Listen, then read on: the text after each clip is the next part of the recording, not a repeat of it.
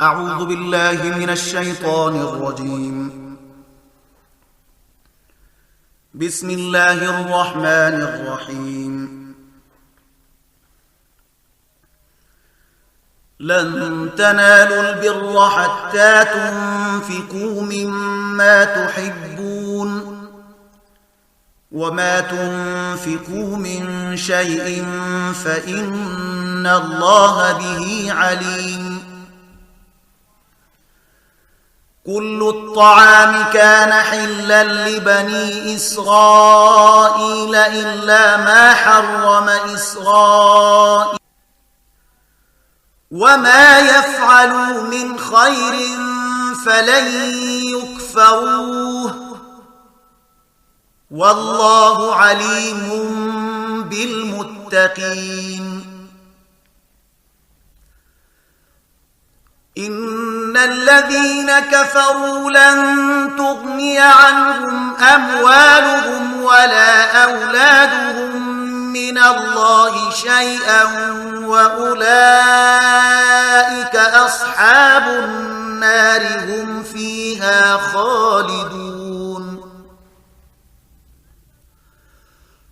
مثل ما ينفقون في هذه الحياة الدنيا كمثل ريح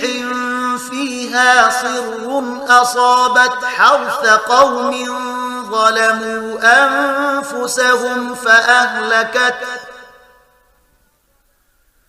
وما ظلمهم الله ولكن أنفسهم يظلمون. يا أيها الذين آمنوا لا تتخذوا بطانة من دونكم لا يألونكم خبالا ودوا ما عنتم قد بدت البغضاء من أفواههم وما تخفي صدورهم أكبر. قد بينا لكم الآيات إن كنتم تعقلون. ها أنتم أولئك تحبونهم ولا يحبونكم وتؤمنون بالكتاب كله وإذا لقوكم قالوا آمنا وإذا خلوا عضوا عليكم الأنامل من الغيظ قل موتوا بغيظكم إن الله عليم بذات الصدور. إن تمسسكم حسنة تسؤهم وإن تصبكم سيئة يفرحوا بها وإن تصبروا وتتقوا لا يضركم كيدهم شيئا إن الله بما يعملون محيط. وإذ غدوت من أهلك تبوئ المؤمنين مقاعد للقتال والله سميع عليم. إذ هم الطائفتان منكم أن تفشلا والله وليهما وعلى الله فليتوكل المؤمنون. ولقد نصركم الله ببدر وأنتم أذلة فاتقوا الله لعلكم تشكرون. إذ تقول للمؤمنين ألن يكفيكم أن يمدكم ربكم ب3,000 من الملائكة منزلين بلى إن تصبروا وتتقوا ويأتوكم من فورهم هذا يمددكم ربكم ب5,000 من الملائكة مسومين وما جعله الله إلا بشرى لكم ولتطمئن قلوبكم به وما النصر إلا من عند الله العزيز الحكيم ليقطع طرفا من الذين كفروا أو يكبتهم فينقلبوا خائبين ليس لك من الأمر شيء أو يتوب عليهم أو يعذبهم فإنهم ظالمون ولله ما في السماوات وما في الأرض يغفر لمن يشاء ويعذب من يشاء والله غفور رحيم يا أيها الذين آمنوا لا تأكلوا الربا أضعافا مضاعفة واتقوا الله لعلكم تفلحون واتقوا النار التي أعدت للكافرين وأطيعوا الله والرسول لعلكم ترحمون وسارعوا إلى مغفرة من ربكم وجنة عرضها السماوات والأرض أعدت للمتقين الذين ينفقون في السراء والضراء والكاظمين الغيظ والعافين عن الناس والله يحب المحسنين والذين إذا فعلوا فاحشة أو ظلموا أنفسهم ذكروا الله فاستغفروا لذنوبهم ومن يغفر الذنوب إلا الله ولم يصروا على ما فعلوا وهم يعلمون أولئك جزاؤهم مغفرة من ربهم وجنات تجري من تحتها الأنهار خالدين فيها ونعم أجر العاملين قد خلت من قبلكم سنن فسيروا في الأرض فانظروا كيف كان عاقبة المكذبين هذا بيان للناس وهدى وموعظة للمتقين ولا تهنوا ولا تحزنوا وأنتم الأعلون إن كنتم مؤمنين إن يمسسكم قرح فقد مس القوم قرح مثله وتلك الأيام نداولها بين الناس وليعلم الله الذين آمنوا ويتخذ منكم شهداء والله لا يحب الظالمين وليمحص الله الذين آمنوا ويمحق الكافرين أم حسبتم أن تدخلوا الجنة ولما يعلم الله الذين جاهدوا منكم ويعلم الصابرين ولقد كنتم تمنون الموت من قبل أن تلقوه فقد رأيتموه وأنتم تنظرون وما محمد إلا رسول قد خلت من قبله الرسل أفإن مات أو قتلا انقلبتم على أعقابكم ومن ينقلب على عقبيه فلن يضر الله شيئا وسيجزي الله الشاكرين. وما كان لنفس أن تموت إلا بإذن الله كتابا مؤجلا ومن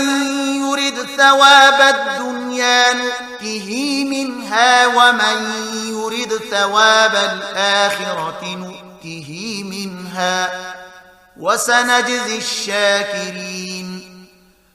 وكأي من نبي قاتل معه ربيون كثير فما وهنوا لما أصابهم في سبيل الله وما ضعفوا وما استكانوا والله يحب الصابرين. وما كان قولهم إلا أن قالوا ربنا اغفر لنا ذنوبنا وإسرافنا في أمرنا وثبت أقدامنا وانصرنا على القوم الكافرين. فآتاهم الله ثواب الدنيا وحسن ثواب الآخرة والله يحب المحسنين. يا أيها الذين آمنوا إن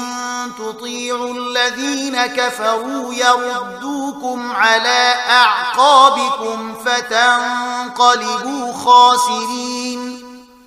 بل الله مولاكم وهو خير الناصرين.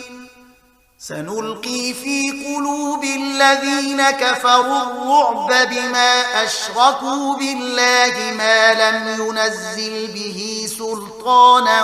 ومأواهم النار وبئس مثوى الظالمين. ولقد صدقكم الله وعده إذ تحسونهم بإذنه حتى إذا فشلتم وتنازعتم في الأمر وعصيتم من بعد ما أراكم ما تحبون منكم من يريد الدنيا ومنكم من يريد الآخرة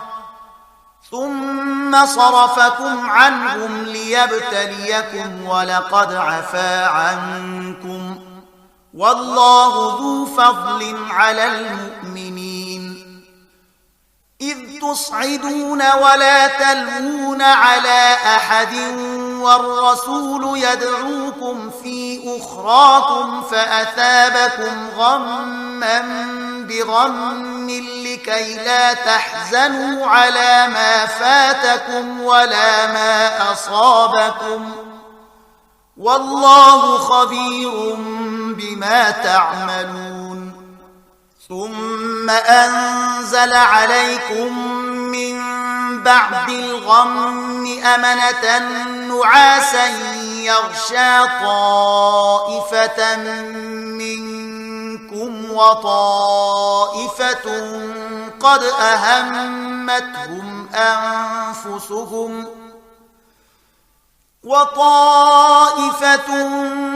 أهمتهم أنفسهم يظنون بالله غير الحق ظن الجاهلية يقولون هل لنا من الأمر من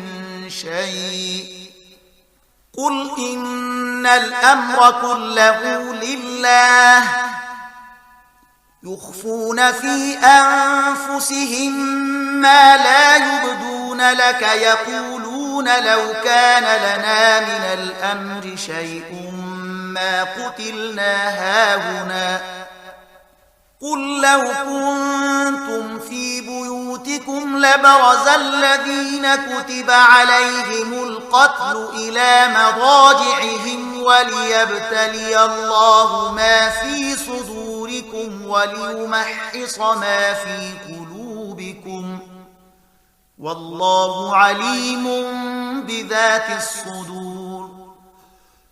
إن الذين تولوا منكم يوم التقى الجمعان إنما استزلهم الشيطان ببعض ما كسبوا ولقد عفى الله عنهم إن الله غفور حليم. يا أيها الذين آمنوا لا تكونوا كالذين كفروا وقالوا لإخوانهم إذا ضربوا في الأرض أو كانوا غزا لو كانوا عندنا ما ماتوا وما قتلوا ليجعل الله ذلك حسرة في قلوبهم والله يحيي ويميت والله بما تعملون بصير. ولئن قتلتم في سبيل الله أو متم لمغفرة من الله ورحمة خير مما يجمعون. ولئن متم أو قتلتم لإلى الله تحشرون. فبما رحمة من الله لنت لهم ولو كنت فظا غليظ القلب لانفضوا من حولك فاعف عنهم واستغفر لهم وشاورهم في الأمر فإذا عزمت فتوكل على الله إن الله يحب المتوكلين. إن ينصركم الله فلا غالب لكم وإن يخذلكم فمن ذا الذي ينصركم من بعده وعلى الله فليتوكل المؤمنون. وما كان لنبي أن يغل ومن يغلل يأت بما غل يوم القيامة ثم توفى كل نفس ما كسبت وهم لا يظلمون. أفمن اتبع رضوان الله كمن باء بسخط من الله ومأواه جهنم وبئس المصير. هم درجات عند الله والله بصير بما يعملون. لقد من الله على المؤمنين إذ بعث فيهم رسولا من أنفسهم يتلو عليهم آياته ويزكيهم ويعلمهم الكتاب والحكمة وإن كانوا من قبل لفي ضلال مبين. أولما أصابتهم مصيبة قد أصبتم مثليها قلتم أنى هذا قل هو من عند أنفسكم إن الله على كل شيء قدير. وما أصابكم يوم التقى الجمعان فبإذن الله وليعلم الذين نافقوا وقيل لهم تعالوا قاتلوا في سبيل الله أو ادفعوا قالوا لو نعلم قتالا لاتبعناكم هم للكفر يومئذ أقرب منهم للإيمان يقولون بأفواههم ما ليس في قلوبهم والله أعلم بما يكتمون. الذين قالوا لإخوانهم وقعدوا لو أطاعونا ما قتلوا قل فادرءوا عن أنفسكم الموت إن كنتم صادقين. ولا تحسبن الذين قتلوا في سبيل الله أمواتا بل أحياء عند ربهم يرزقون فرحين بما آتاهم الله من فضله ويستبشرون بالذين لم يلحقوا بهم من خلفهم ألا خوف عليهم ولا هم يحزنون يستبشرون بنعمة من الله وفضل وأن الله لا يضيع أجر المؤمنين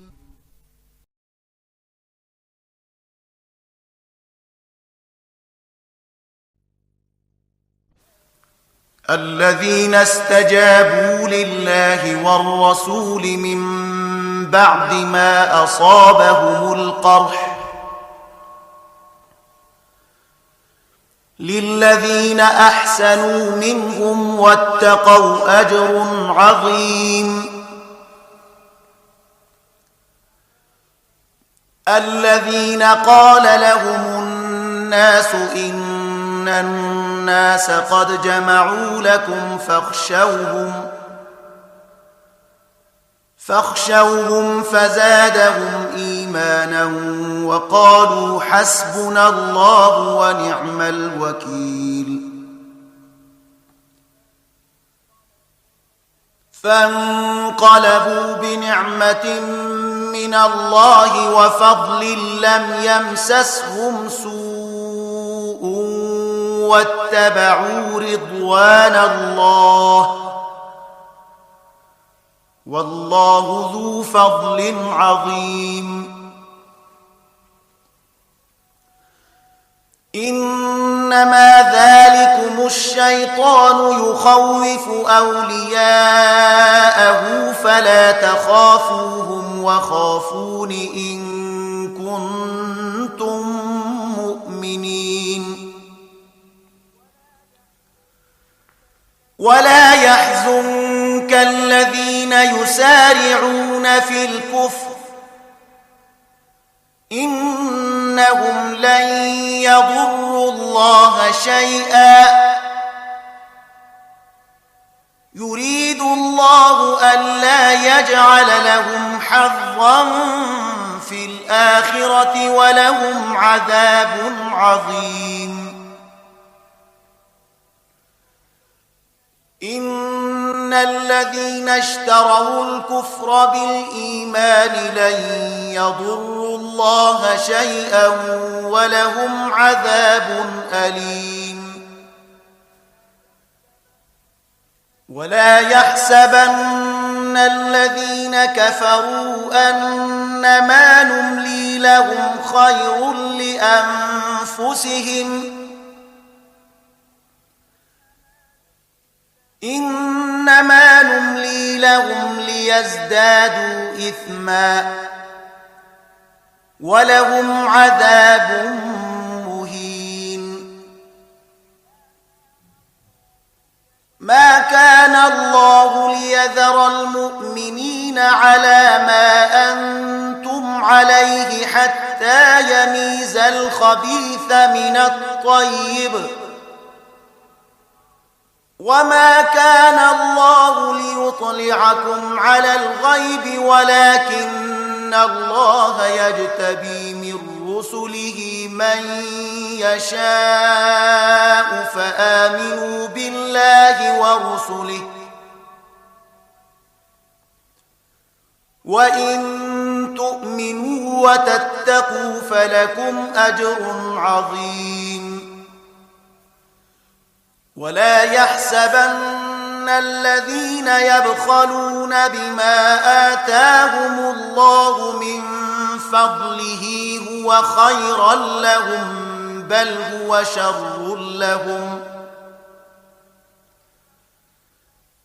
هو شر لهم سيطوقون ما بخلوا به يوم القيامة ولله ميراث السماوات والأرض والله بما تعملون خبير لقد سمع الله قول الذين قالوا إن الله فقير ونحن أغنياء سنكتب ما قالوا وقتلهم الأنبياء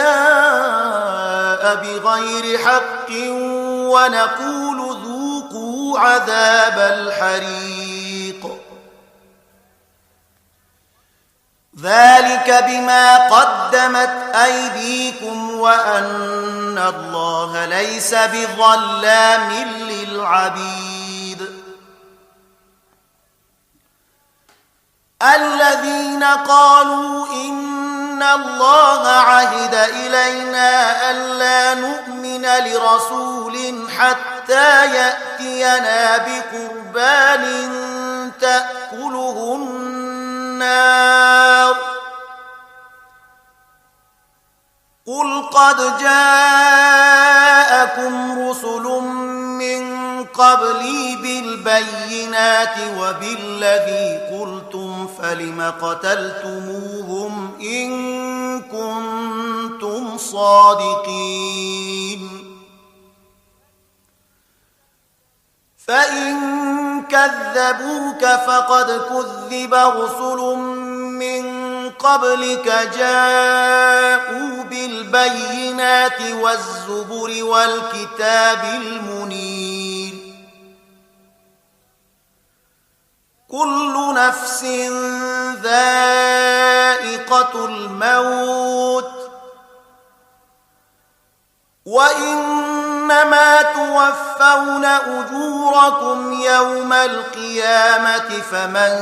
زحزح عن النار وأدخل الجنة فقد فاز وما الحياة الدنيا إلا متاع الغرور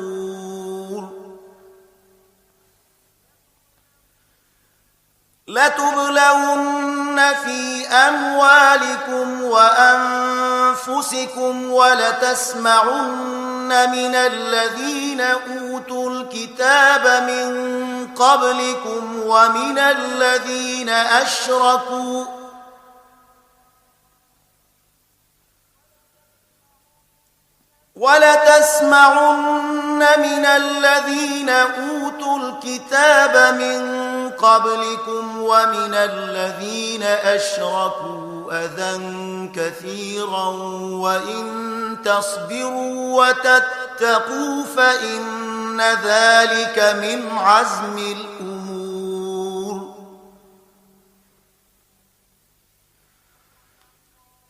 وإذ أخذ الله ميثاق الذين أوتوا الكتاب لتبيننه للناس ولا تكتمونه فنبذوه وراء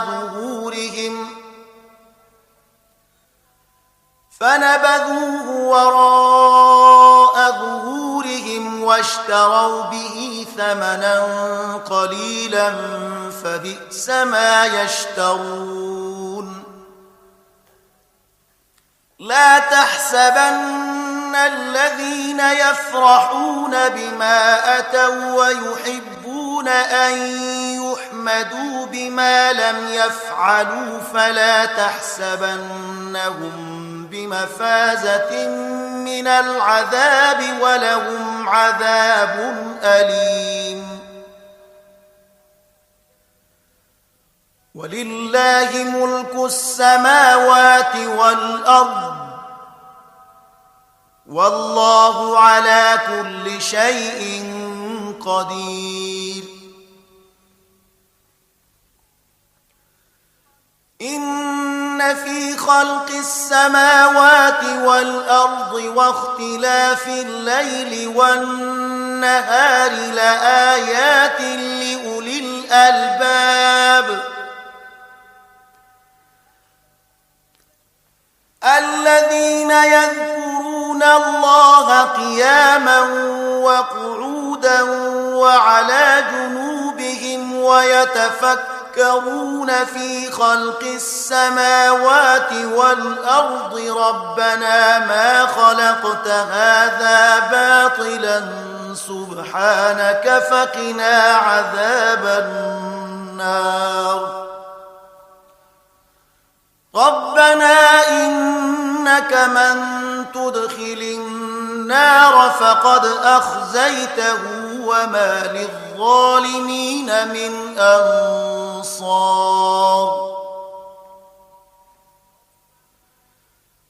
ربنا إننا سمعنا مناديا ينادي للإيمان أن آمنوا بربكم فآمنا ربنا فاغفر لنا ذنوبنا وكفر عنا سيئاتنا وتوفنا مع الأبرار ربنا وآتنا ما وعدتنا على رسلك ولا تخزنا يوم القيامة إنك لا تخلف الميعاد فاستجاب لهم ربهم أني لا أضيع عمل عامل منكم من ذكر أو أنثى بعضكم من بعض فالذين هاجروا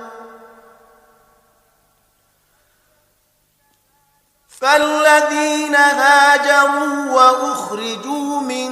ديارهم وأوذوا في سبيلي وقاتلوا وقتلوا لأكفرن عنهم سيئاتهم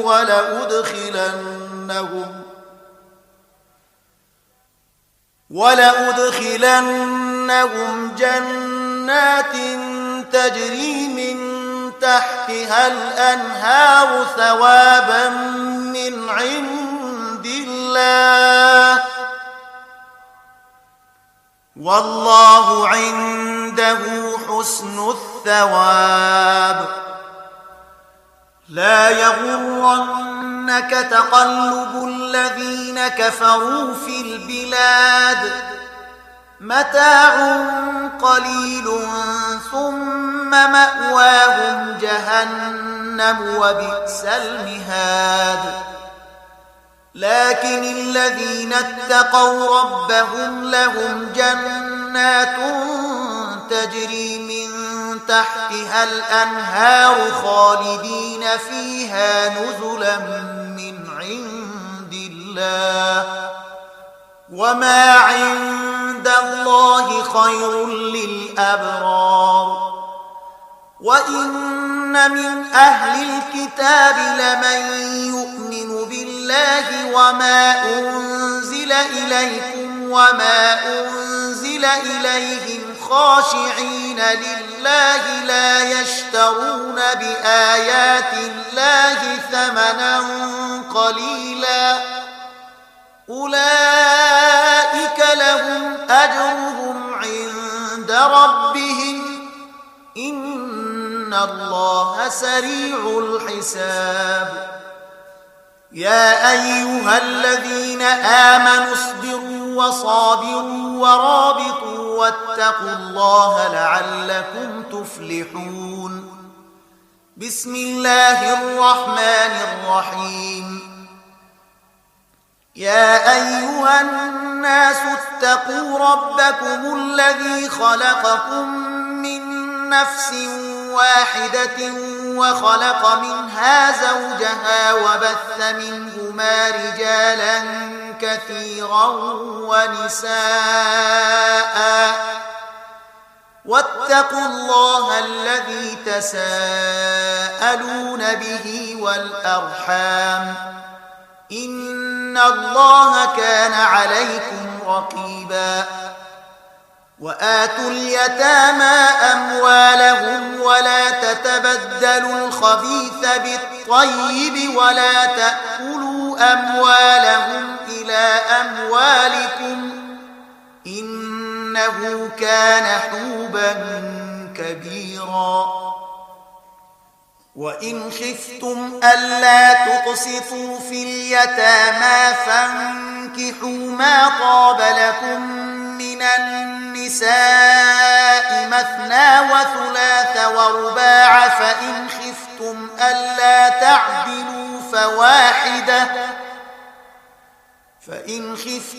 ألا تعدلوا فواحدة أو ما ملكت أيمانكم ذلك أدنى ألا تعولوا وآتوا النساء صدقاتهن نحلة فإن طبن لكم عن شيء منه نفسا فكلوه هنيئا مريئا ولا تؤتوا السفهاء أموالكم التي جعل الله لكم قياما وارزقوهم فيها واكسوهم وقولوا لهم قولا معروفا وابتلوا اليتامى حتى إذا بلغوا النكاح فإن آنستم منهم رشدا فادفعوا إليهم أموالهم ولا تأكلوها إسرافا وبدارا أن يكبروا ومن كان غنيا فليستعفف ومن كان فقيرا فليأكل بالمعروف فإذا دفعتم إليهم أموالهم فأشهدوا عليهم وكفى بالله حسيبا للرجال نصيب مما ترك الوالدان والأقربون وللنساء نصيب مما ترك الوالدان والأقربون مما قل منه أو كثر نصيبا مفروضا وإذا حضر القسمة أولو القربى واليتامى والمساكين فارزقوهم منه وقولوا لهم قولا معروفا وليخشى الذين لو تركوا من خلفهم ذرية ضعافا خافوا عليهم فليتقوا الله وليقولوا قولا سديدا إن الذين يأكلون أموال اليتامى ظلما إنما يأكلون في بطونهم نارا وسيصلون سعيرا يوصيكم الله في أولادكم للذكر مثل حظ الأنثيين فإن كن نساء فوق اثنتين فلهن ثلثا ما ترك وإن كانت واحدة فلها النصف ولأبويه لكل واحد منهما السدس مما ترك إن كان له ولد فإن لم يكن له ولد وورثه أبواه فلأمه الثلث فإن كان له إخوة فلأمه السدس من بعد وصية يوصي بها أو دين آباؤكم وأبناؤكم لا تدرون أيهم أقرب لكم نفعا فريضة من الله إن الله كان عليما حكيما ولكم نصف ما ترك أزواجكم إن لم يكن لهن ولد فإن كان لهن ولد فلكم الربع مما مما تركن من بعد وصية يوصين بها أو دين ولهن الربع مما تركتم إن لم يكن لكم ولد فإن كان لكم ولد فلهن الثمن مما تركتم من بعد وصية توصون بها أو دين وإن كان رجل يورث كلالة أو امرأة وله أخ أو أخت فلكل واحد منهما السدس فإن كانوا أكثر من ذلك فهم شركاء في الثلث من بعد وصية يوصى بها أو دين غير مضار وصية من الله والله عليم حليم تلك حدود الله ومن يطع الله ورسوله يدخله جنات تجري من تحتها الأنهار خالدين فيها وذلك الفوز العظيم ومن يعص الله ورسوله ويتعد حدوده يدخله نارا خالدا فيها وله عذاب مهين واللاتي يأتين الفاحشة من نسائكم فاستشهدوا عليهن 4 منكم فإن شهدوا فأمسكوهن في البيوت حتى يتوفاهن الموت أو يجعل الله لهن سبيلا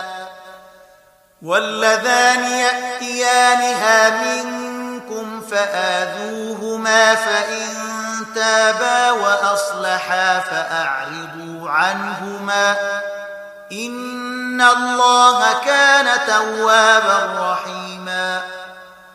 إنما التوبة على الله للذين يعملون السوء بجهالة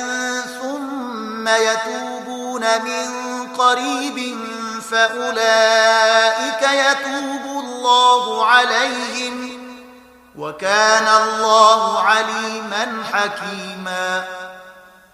وليست التوبة للذين يعملون السيئات حتى إذا حضر أحدهم الموت قال إني تبت الآن ولا الذين يموتون وهم كفار أولئك أعتدنا لهم عذابا أليما يا أيها الذين آمنوا لا يحل لكم أن ترثوا النساء كرها ولا تعضلوهن لتذهبوا ببعض ما آتيتموهن إلا أن يأتين بفاحشة مبينة وعاشروهن بالمعروف فإن كرهتموهن فعسى أن تكرهوا شيئا ويجعل الله فيه خيرا كثيرا وإن أردتم استبدال زوج مكان زوج وآتيتم إحداهن قنطارا فلا تأخذوا منه شيئا أتأخذونه بهتانا وإثما مبينا وكيف تأخذونه وقد أفضى بعضكم إلى بعض وأخذن منكم ميثاقا غليظا ولا تنكحوا ما نكح آباؤكم من النساء النساء إلا ما قد سلف إنه كان فاحشة ومقتا وساء سبيلا. حرمت عليكم أمهاتكم وبناتكم وأخواتكم وعماتكم وخالاتكم وبنات الأخ وبنات الأخت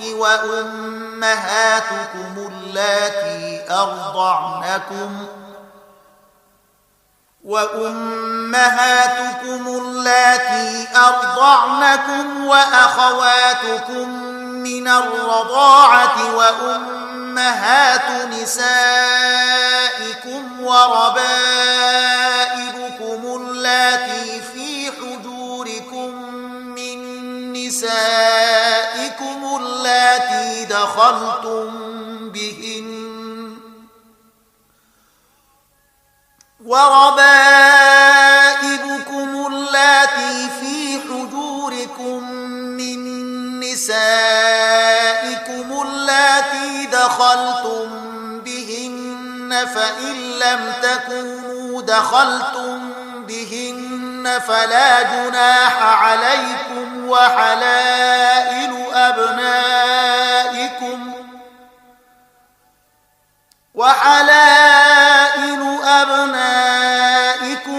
الذين من أصلابكم وأن تجمعوا بين الأختين إلا ما قد سلف إن الله كان غفورا رحيما. صدق الله العظيم.